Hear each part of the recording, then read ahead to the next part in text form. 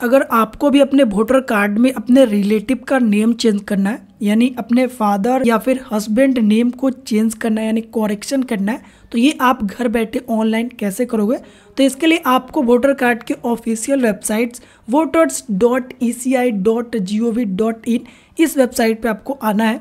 वैसे मैंने इस वेबसाइट का लिंक आपको डिस्क्रिप्शन में दे दिया है, तो वहाँ पे आप क्लिक करके डायरेक्ट इस वेबसाइट पे आ जाओगे।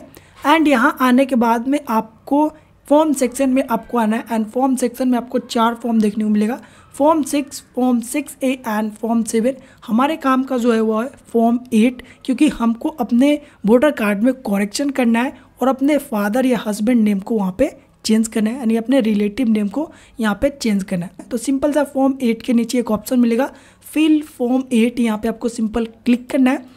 जैसे क्लिक करोगे तो यहाँ पे आपको सबसे पहले अकाउंट लॉगिन करने के लिए बोलेगा।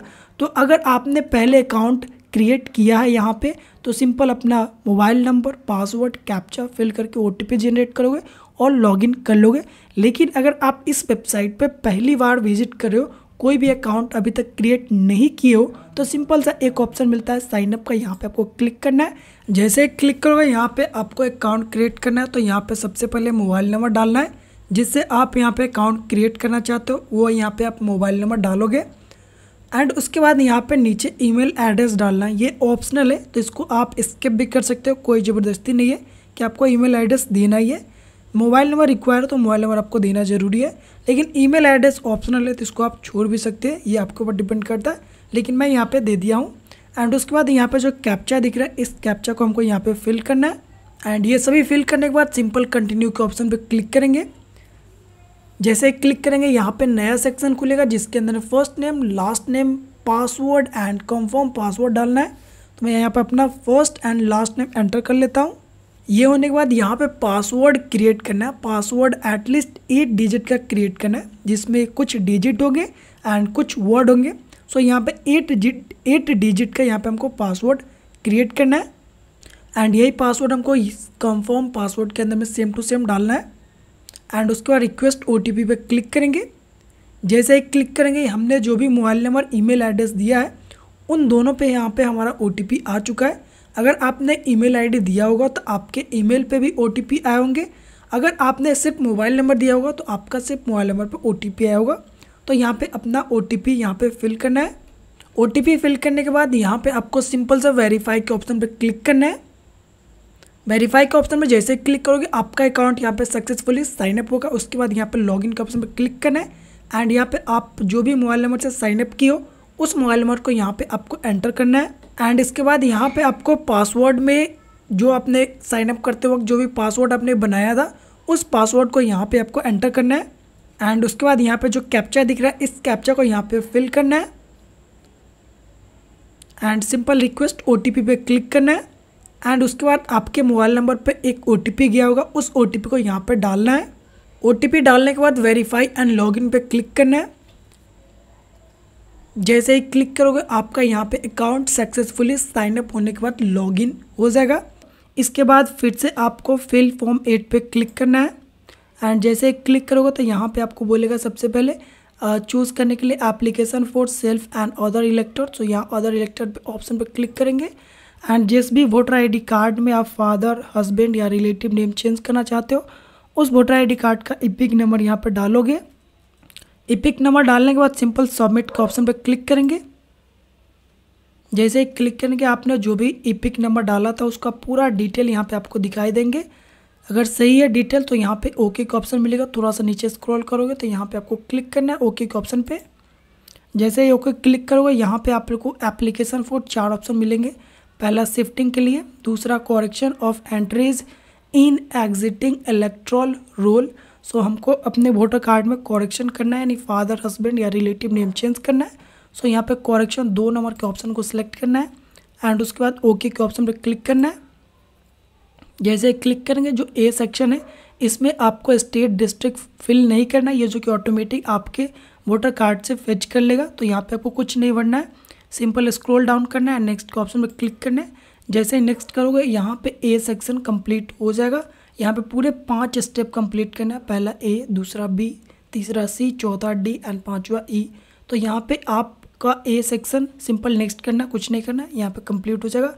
उसके बाद यहाँ पे बी सेक्शन में आओगे जिसमें आपका जो भी वोटर आईडी कार्ड है उसका नाम यहाँ पे दिखाएगा एंड जो भी ईपिक नंबर है वो जो कि यहाँ पे दिखाएगा एंड बाकी के नीचे ऑप्शन में कुछ छेड़छाड़ नहीं करना है, ये देखना है। एंड उसके बाद यहाँ पे कुछ छेड़छाड़ नहीं करना है, सिंपल यहाँ पे नेक्स्ट के ऑप्शन पे क्लिक करना है।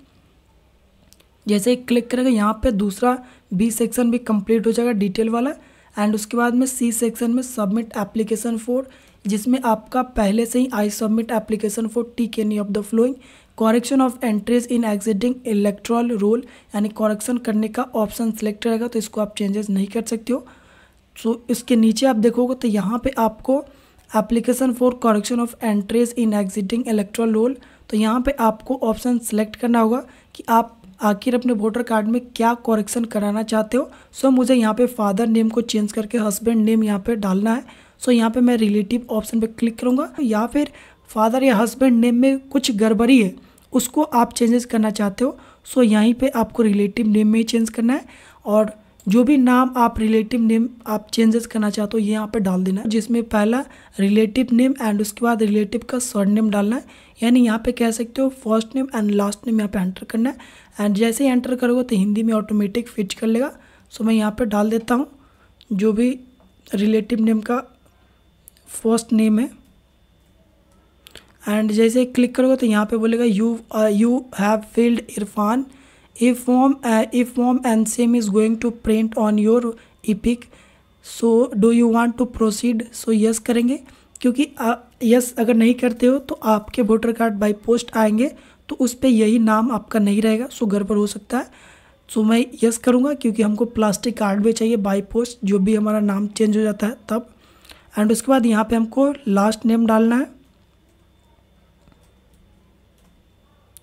एंड उसके बाद ऑटोमेटिक यहाँ पे फिर से आपको बोलेगा do you want to proceed, so yes के ऑप्शन पे क्लिक करेंगे एंड उसके बाद ये आपका नाम यहाँ पर रिलेटिव नेम जो भी आप चेंजेस करना चाहते हो, जो भी अपडेट करना चाहते हो वो यहाँ पे आप देख लोगे एंड जो भी आपने इंग्लिश में डाला है अगर हिंदी में कुछ गड़बड़ लग रहा है तो यहाँ पे कीबोर्ड के ऑप्शन पे क्लिक करके उस हिंदी को भी सुधार सकते हो।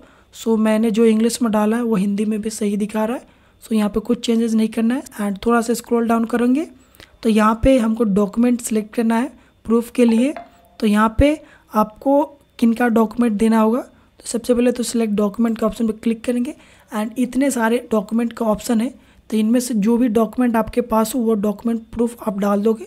सो मैं यहाँ पे आधार कार्ड को सिलेक्ट करता हूँ एंड अब यहाँ पे बात आती है कि किसका आधार कार्ड डालें। सो आपको खुद का डॉक्यूमेंट प्रूफ देना होगा, ना कि अपने रिलेटिव का, क्योंकि आप अपना खुद का दोगे तो उसमें आपका रिलेटिव का तो नाम रहेगा ही।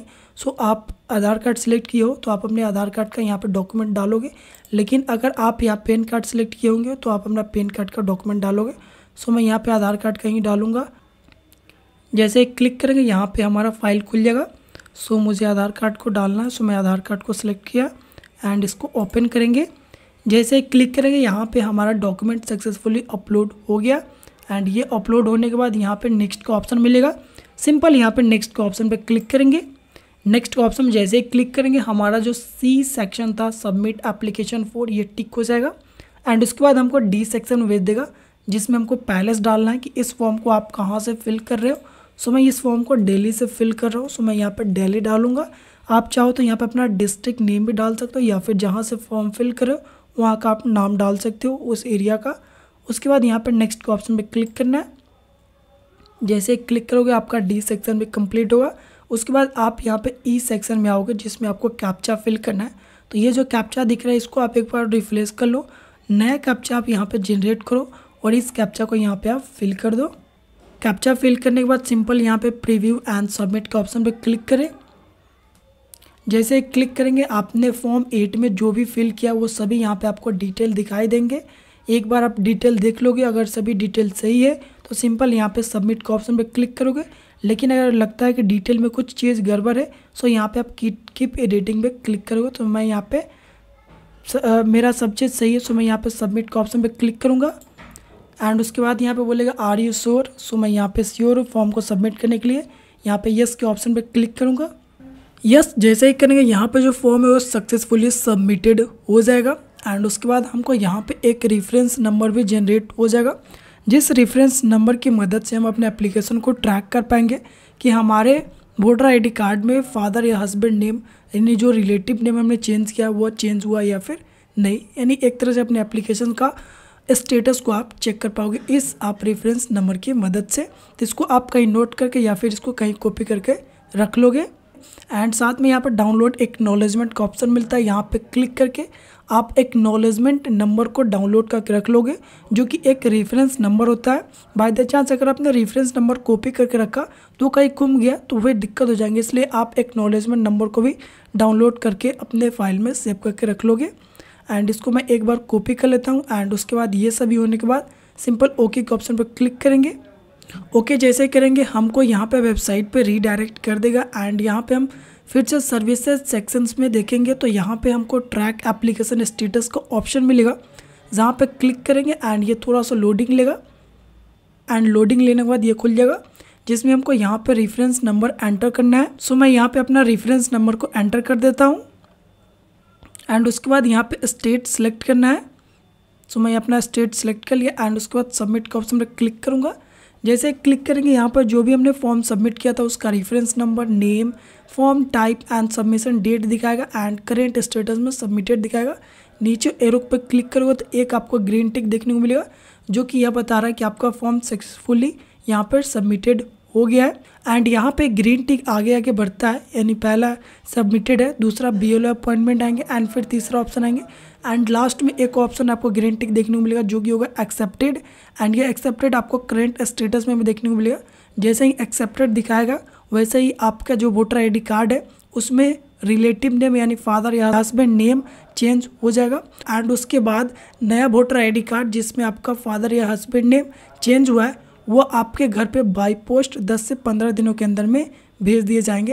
एंड ये नेम चेंज होने में लगभग 7 से 10 दिन लग जाते हैं, अगर इलेक्शन सामने है या फिर काम फास्ट हो रहा है तब, नहीं तो यहाँ पे आपको 10 से 15 दिन लग जाते हैं ये अपडेट होने में। तो ये जो कि आप इस तरह से चेक कर पाओगे कि आपका एप्लीकेशन का स्टेटस अभी कहाँ तक पहुँचा है।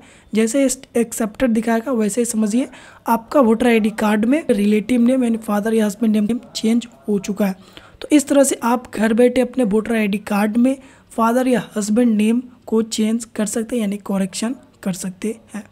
तो गाइज इस वीडियो में इतना ही, फिर मिलते हैं नेक्स्ट वीडियो में। तब तक के लिए जय हिंद, जय भारत।